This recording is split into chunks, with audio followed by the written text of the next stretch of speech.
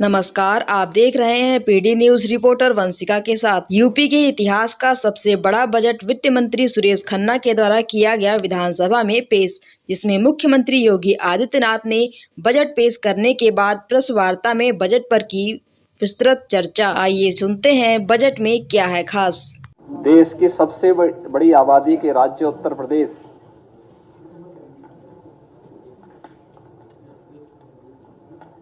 के सामान्य बजट के लिए मैं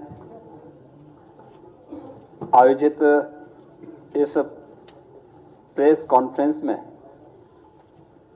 अपनी पूरी टीम की ओर से आपका हृदय से अभिनंदन करता हूं। वित्त और संसदीय कार्य मंत्री श्री सुरेश खन्ना जी ने अपना 5वां बजट आज उत्तर प्रदेश विधानसभा में प्रस्तुत किया कि हमारी सरकार का ये 7वां बजट है और 8वां बजट है। 7 बजट हम लोग से पहले प्रस्तुत कर चुके हैं और प्रत्येक ने अपने किसी एक थीम को लेकर के प्रदेश के लोक मंगल के लिए उस बजट को प्रस्तुत किया है। वर्ष 23-24 का बजट हमारी सरकार ने त्वरित एवं सर्वसमावेशी विकास के लिए समर्पित किया। तो आज का जो बजट है, जो हमारे वित्त मंत्री जी ने प्रस्तुत किया है, वह बजट प्रभु श्री राम को समर्पित करते हुए लोक मंगल की उन भावनाओं को समर्पित किया कि यही महा आदि मध्य अवसाना प्रभु प्रतिपाद्य राम भगवाना। तुलसीदास जी के इन शब्दों में कि बजट की शुरुआत में, बजट के मध्य में और अंत में भी प्रभु श्री राम हैं।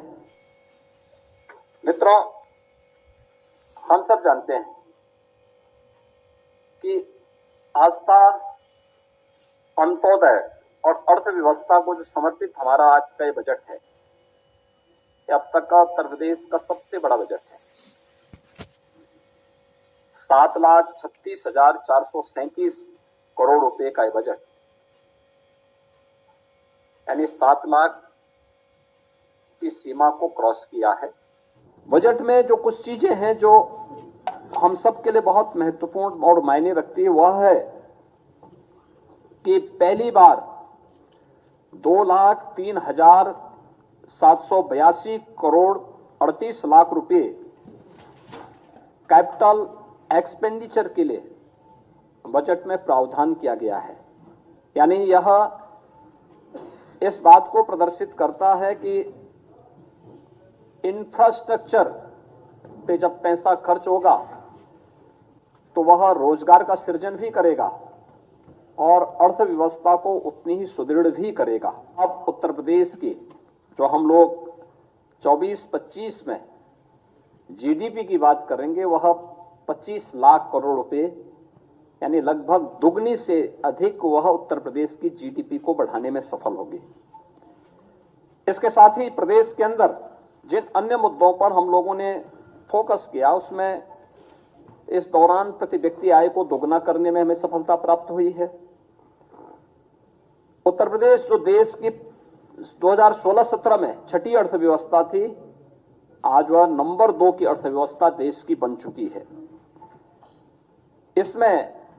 हम इसमें सफल इसलिए हुए क्योंकि हमने कर चोरी को रोका, रिफॉर्म किए, रेवेन्यू लीकेजेस को हर स्तर पर समाप्त करने के लिए जो भी उपाय हो सकते थे, सरकार ने, विभिन्न विभागों ने इसके लिए कार्य किया और आज उसका परिणाम है कि उत्तर प्रदेश एक रेवेन्यू सरप्लस प्रदेश बना है।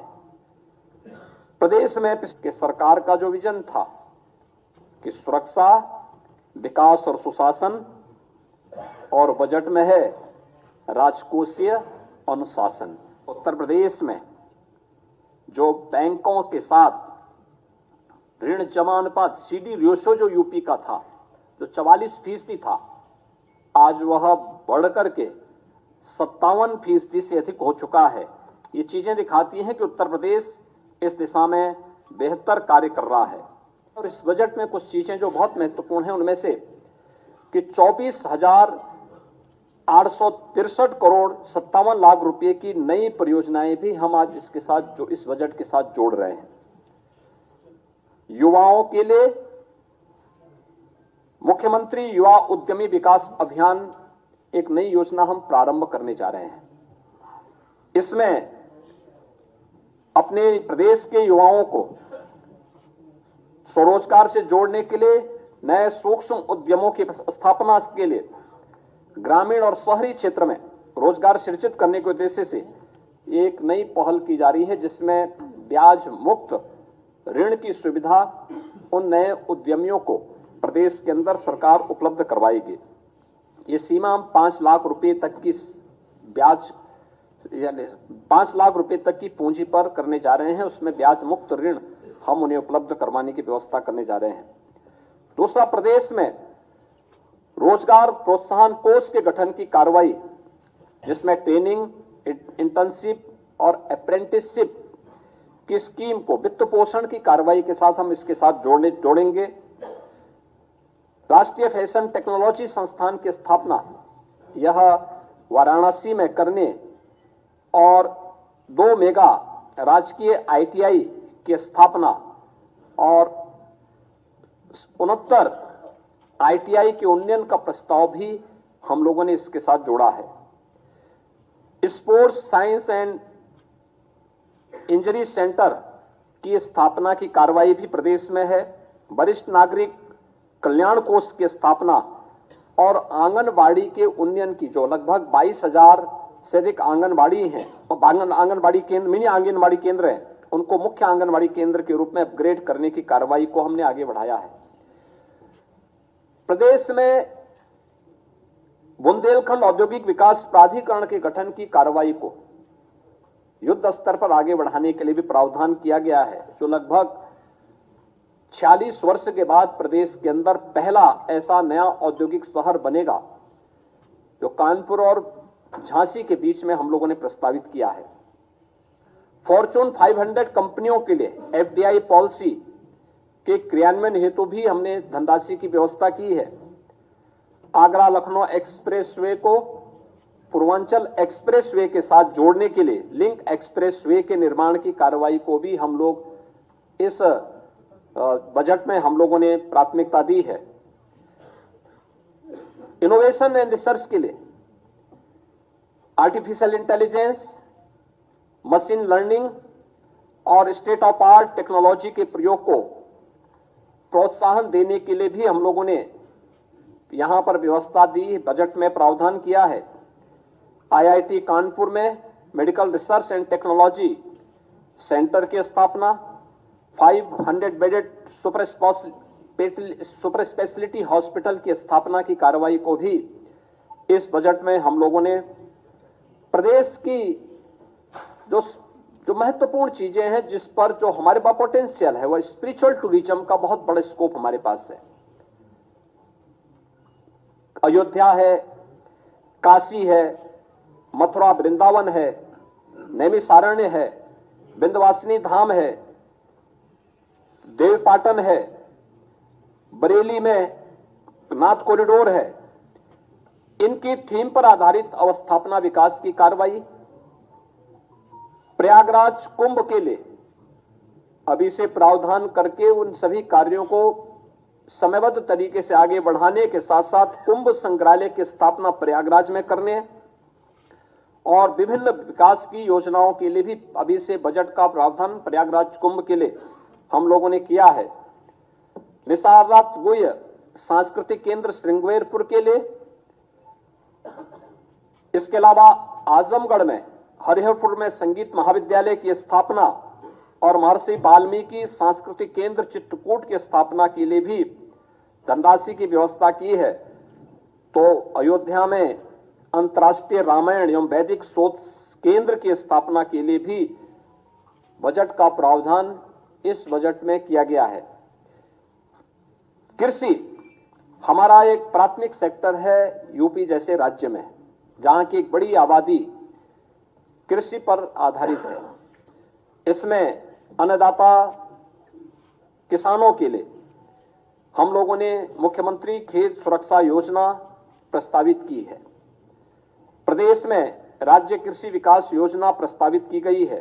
एक उत्तर प्रदेश की खेती को ग्लोबल वार्मिंग से भी उनकी पैदावार में प्रभाव न्यूनतम किया जा सके, इसके लिए automatic weather station, automatic rain gauge की स्थापना के लिए भी हर ग्राम पंचायत में स्थापित करने के लिए हम लोगों ने बजट का प्रावधान किया है, जो खेती किसानी के लिए, बागवानी के लिए, किसानों के लिए अत्यंत उपयोगी साबित होगा। वह भी हम इसके साथ करने जा रहे हैं। ऑर्गेनिक यानी जो natural and organic culture lab, tissue lab, agri tourism centre की स्थापना की कार्रवाई और मुख्यमंत्री लघु सिंचाई योजना के लिए भी हमने पर्याप्त धनराशि की व्यवस्था इस बजट में प्रदेश के अंदर प्रस्तुत की है। तमाम अन्य कार्यों के साथ साथ उत्तर प्रदेश को यानी ग्रीन टैगिंग करने वाला उत्तर प्रदेश देश का संभवतः पहला राज्य होगा जो इस दिशा में अपने प्रयासों को आगे बढ़ा रहा है। हमारा 24-25 का यह बजट पिंक बजट भी है। यह प्रदेश की मातृशक्ति को, माताओं और बहनों को, बेटियों को, उनसे संबंधित विभिन्न योजनाओं को चिन्हित करके उन पर भी फोकस किया गया, ध्यान आकर्षित किया गया है। महिलाओं की, बालिकाओं के कल्याण, उनके सशक्तिकरण, संतुलित और उनके सर्वांगीण विकास की, जैसे मुख्यमंत्री कन्या सुमंगला की योजना का धनराशि हम लोगों ने 15,000 से बढ़ा के 25,000 रुपए किए हैं। इस प्रकार की अनेक अन्य घोषणाएं भी प्रदेश में की गई हैं। तो यह प्रदेश का जो हमारा बजट है, यह प्रदेश के उन समग्र संकल्पनाओं को पूरा करने वाला है जो आदरणीय प्रधानमंत्री जी की मंशा थी, और उनका जो संकल्प है, उन संकल्पों के अनुसार मेरा कहना है कि बजट लोक मंगल का बजट है, जन कल्याण का संकल्प है, उत्सव, उद्योग और उम्मीद, और यही है नए यूपी की यही तस्वीर। बजट के लिए मैं वित्त मंत्री श्री सुरेश खन्ना जी को, अपर मुख्य सचिव वित्त और उनकी पूरी टीम को लोक मंगल के लिए समर्पित इस संतुलित और समग्र विकास की अवधारणा पर आधारित बजट के लिए हृदय से बधाई देता हूं। उत्तर प्रदेश वासियों को भी इस बजट के लिए जो उनके समग्र और संतुलित विकास में और उत्तर प्रदेश को देश की एक बड़ी अर्थव्यवस्था के रूप में स्थापित करने में निर्णायक भूमिका का निर्वहन करेगा, इसके लिए हृदय से बधाई देते हुए अपनी शुभकामनाएं देता हूं। धन्यवाद। जय हिंद।